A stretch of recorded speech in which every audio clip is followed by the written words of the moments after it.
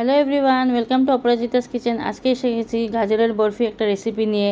গাজরের হালুয়া তো আপনারা সবাই খেয়েছেন, আজকে বানিয়ে দেখাবো গাজরের বরফি। তার জন্য আমি এখানে নিয়েছি 300 গ্রাম গাজর, ওটাকে ছোট ছোট করে কেটে মিক্সিতে পেস্ট করে নিয়েছি। তারপর কড়াইতে আমি এখানে একটা ননস্টিক কড়াইতে ঘি দিয়ে দিয়েছি পরিমাণ মতন, দিয়ে গাজরটা দিয়ে দিয়েছি এখানে।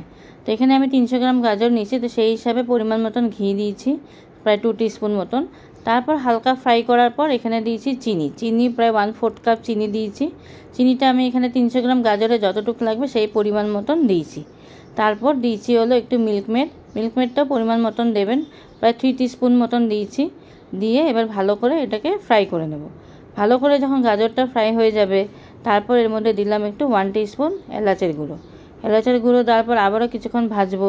ভাজা হয়ে যাওয়ার পর তারপর দেবো হলো 1 টিস্পুন মতন ফুড কালার, এখানে অরেঞ্জ ফুড কালার দিয়েছি আমি। তো তারপর দেওয়ার পর এখানে দিয়েছি হলো 1 টিস্পুন মতন চপ করে রাখা আলমন্ড আর কাজু, ওগুলোও দিয়ে ভালো করে আবার ভেজে নেব। গাজরটা যখন পুরো ভাজা হয়ে যাবে, চিনিটা পুরো যখন শুকিয়ে যাবে আর কি, তখন ওর মধ্যে দেবো হলো একটু দুধটা আমি এখানে 200 ml মতন দুধ দিয়েছি। তো দিয়ে আবার এটা কিছুক্ষণ ফ্রাই করব। ফ্রাই করতে করতে যখন পুরো শুকিয়ে আসবে, যখন ননস্টিকের প্যানটা এটা ছেড়ে দেবে, তখন বুঝবেন প্রায় গাজরের বরফিটা আমাদের রেডি হয়ে এসছে। তো এটাকে আরও কিছুক্ষণ ফ্রাই করতে হবে, কারণ ভিতরে অনেক ময়েশ্চার থাকে। তো ফ্রাই করতে করতে পুরো যখন টাইট হয়ে যাবে, ননস্টিকের প্যানটাকে যখন ছেড়ে দেবে, তখন বুঝবেন যে আপনার প্রায় হয়ে এসছে। উল্টা দিকে আমি একটা থালাতে একটু ঘি ব্রাশ করে নিয়েছি, এটা ঢেলে নেব, তাই জন্য ব্রাশ করে নিয়েছি। তো প্রায় আমাদের গাজরের বরফি রেডি, দেখতেই পাচ্ছেন পুরো ড্রাই হয়ে গেছে।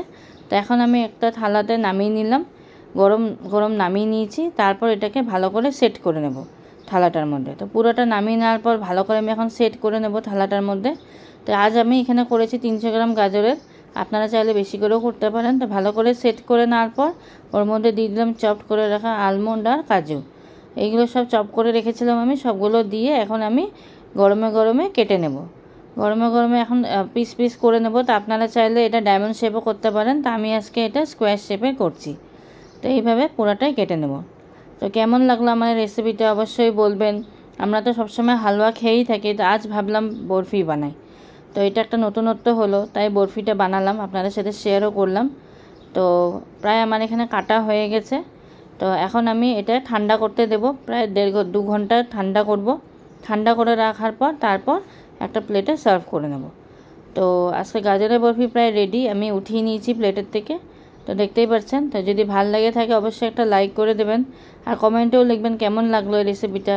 আর নতুন কেউ যদি দেখছো অবশ্যই একবার সাবস্ক্রাইব করে বেল আইকনটা প্রেস করে দিও।